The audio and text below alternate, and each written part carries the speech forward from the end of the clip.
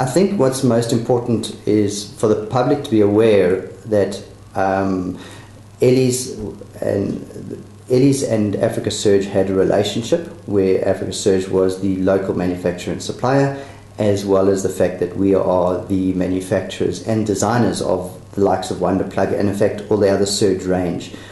Wayne Samson, CEO of Ellies Holdings, says this is little more than a smear campaign against his company.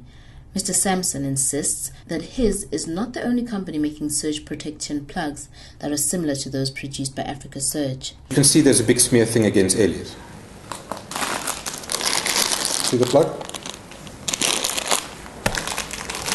Look the same? Outside. Yeah. The shape is different. Yeah, but I'm just saying what he's claiming looks the same. That's manufactured by another company called ACDC, which is another South African company. So why are you looking just at me? According to Mr. Roper, in 2005, Ellies chairman Ellie Salko approached Roper with an order 3 times the usual size and wanted it in a week. Mr. Roper felt that this was almost impossible to fill, but somehow pulled it off. We weren't able to get the desired quantities that we needed.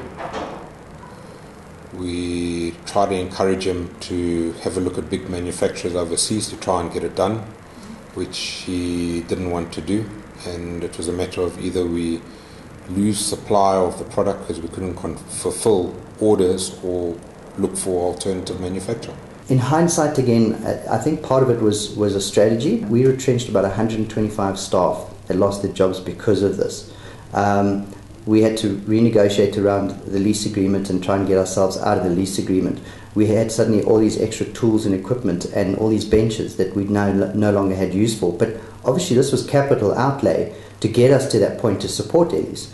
Mr. Roper says he took out a patent on the product at the Companies and Intellectual Property Commission, CIPC, when he was with his former company, Crabtree. But he says his patent lapsed because his attorney passed away. A patent protects an inventor by excluding other people from using, selling, importing or offering the sale for that particular product, meaning that you're the only person that can make, use or sell or import that particular product, so it excludes others. Mr. Roper is not the only person accusing Ellies of copying his idea.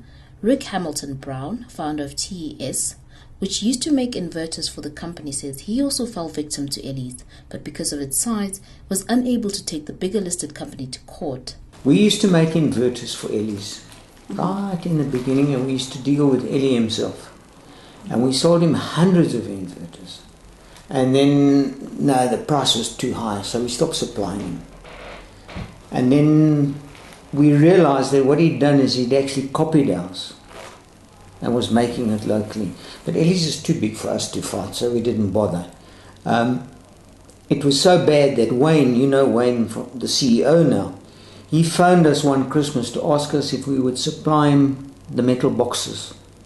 That's how similar it was to our product. Mr. Roper says he's not looking for monetary compensation, but is pursuing a simple principle that he was the rightful owner of the Wonder Plug idea. I'm Boitumelo.